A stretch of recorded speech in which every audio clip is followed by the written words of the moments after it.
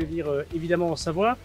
D'abord pour remercier tous ceux qui sont dans la gendarmerie au PGHM, les CRS bien sûr, le SAMU et les pompiers travaillent ardemment, l'été notamment, pour plus de 500 interventions par an et dans des conditions extrêmement difficiles. Je voudrais avoir une pensée pour le CRS qui l'année dernière est décédé dans les Alpes, ce brigadier chef qui est mort pour avoir sauvé d'autres vies.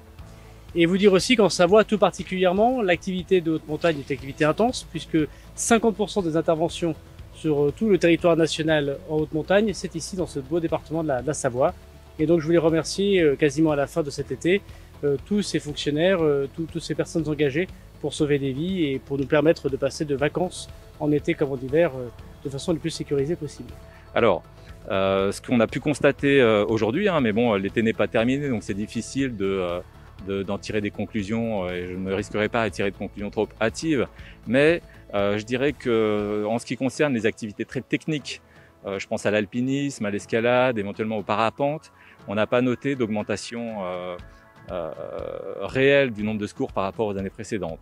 En revanche, en ce qui concerne la randonnée, en ce qui concerne le VTT, qui aujourd'hui est un outil qui se loue facilement en milieu montagne, eh bien on a clairement une augmentation de pratiquants et clairement une augmentation de sollicitation de nos services pour aller chercher des gens victimes de blessures. Il y a des moyens techniques qui existent, que chacun d'entre nous possédons sur nous, c'est le smartphone.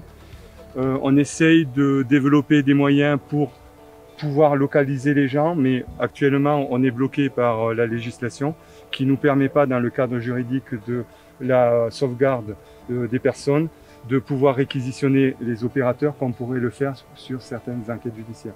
Et c'est sur ce point qu'on aimerait bien avancer pour pouvoir aller plus vite et sauver des gens, parce que des fois on les sauve à l'heure ou à la minute près. Moi d'abord je suis un élu local, je suis un maire.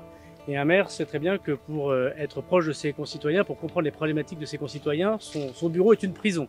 Et que le meilleur bureau, c'est être sur le terrain, en contact du corps préfectoral, en contact des policiers, des gendarmes, des agents de sécurité civile, qui effectivement travaillent ardemment dans des conditions pas simples.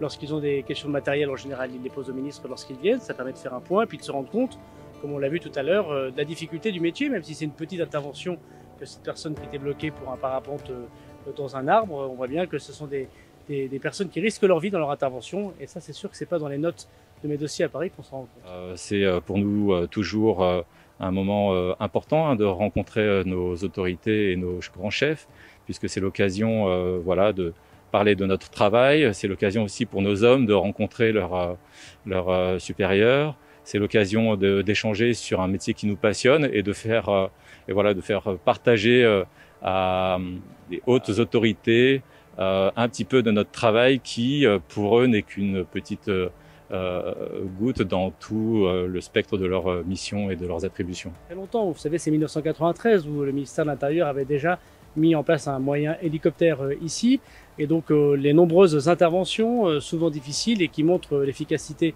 de la puissance publique lorsque l'Intérieur n'a pas besoin du ministre de l'Intérieur actuel pour l'améliorer. Cependant, il faut toujours être extrêmement attentif. Et c'est notamment le cas pour l'ensemble de la sécurité civile et de la protection de notre territoire. Je me rendrai notamment à Nîmes pour les feux de forêt la semaine prochaine avec le ministre des Affaires européennes. Et pourquoi avec le ministre des Affaires européennes? Simplement parce que nous allons pouvoir financer, grâce à la Commission européenne et grâce au plan de relance, la plupart de nos moyens hélicoptères.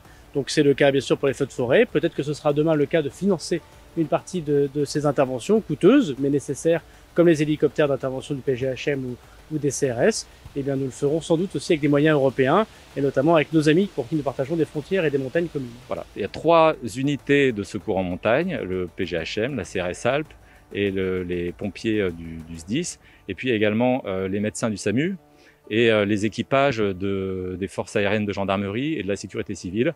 Donc tous ces gens-là travaillent en équipe et parfois en interservice, mais je dirais dans la plupart du temps en alternance avec les gendarmes sur les hauts massifs et puis une sectorisation sur le bassin chambérien pour les pompiers.